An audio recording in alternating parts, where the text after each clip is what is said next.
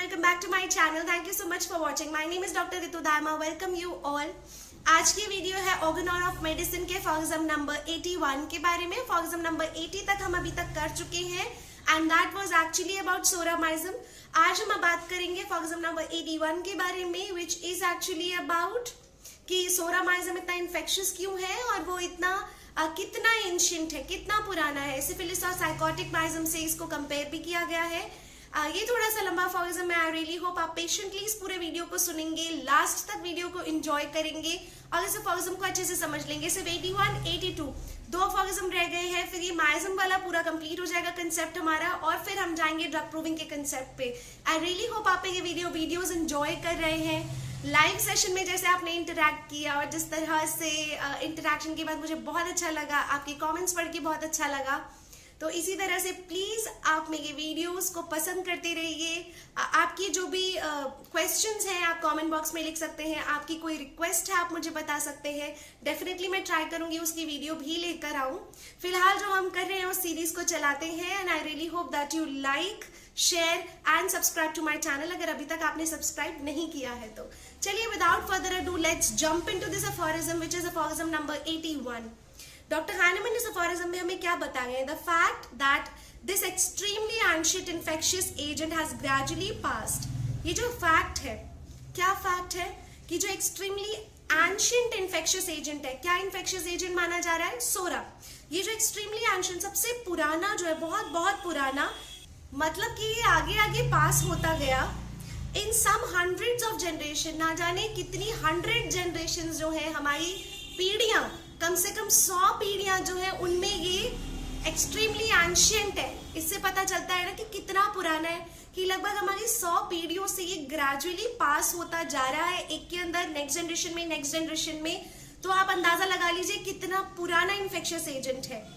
Through many millions of human organism, तो अब 100 of generations में है तो कितने मिलियंस ऑफ ऑर्गेनिजम्स के अंदर ये जो है पास होता गया, उनके द्वारा आगे आगे नेक्स्ट जनरेशन में पास ओवर होता गया and has the certain and incredible development. और फिर क्या हुआ? पास होते होते इसका डेवलपमेंट भी होता गया, इसका प्रोग्रेस भी होता गया. ऐसा नहीं है ना कि कोई चीज पास होती जा रही है और बिल्कुल सेम ही तरीके से रहे, एक तरह का एवोल्यूशन होता है उसमें.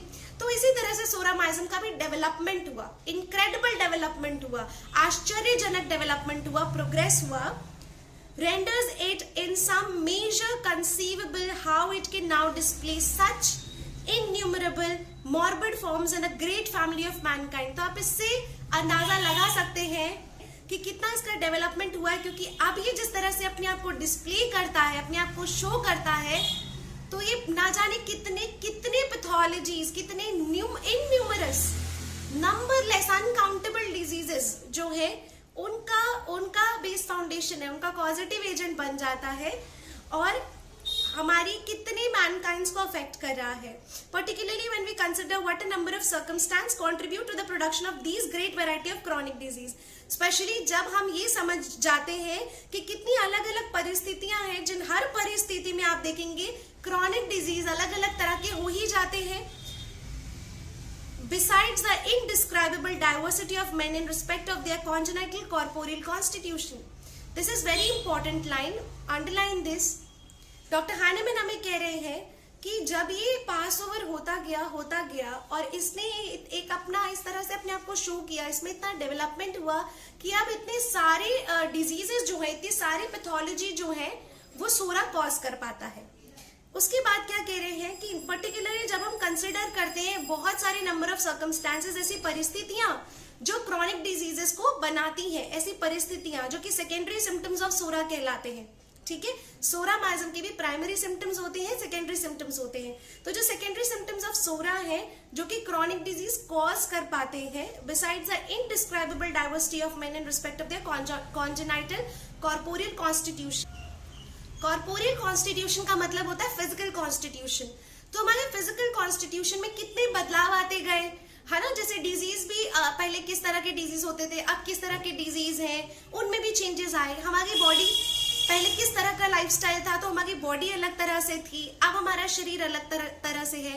तो जो हमारे कॉन्जेनाइटल भी चेंजेस आए हैं, हमारे फिजिकल कॉन्स्टिट्यूशन में जो भी चेंजेस आए हैं, भले ही कितने ही चेंजेस आए हो, कितनी ही डाइवर्सिटी हो मेन की, उसका कितना ही फिजिकल कॉन्स्टिट्यूशन चेंज हुआ हो, पर ये हमेशा अचूक तरीके से अपना काम कर जाती है psora. So that it no wonder if such a variety of injurious agencies acting from with in and from without and sometimes continually on such a variety of organism permeated with the soramyism.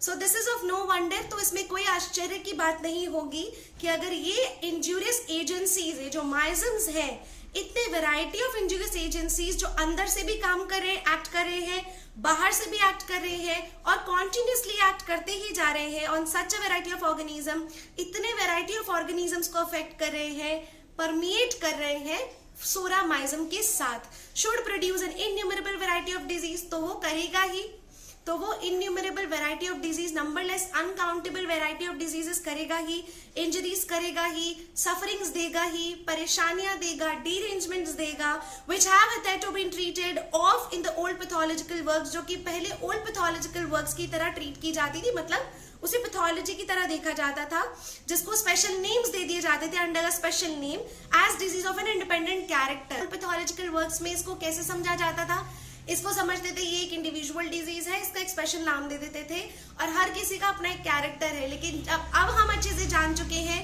कि कोई भी अलग अलग variety, अलग अलग नाम भले ही क्यों ना हो, the base foundation behind that is माइज्म.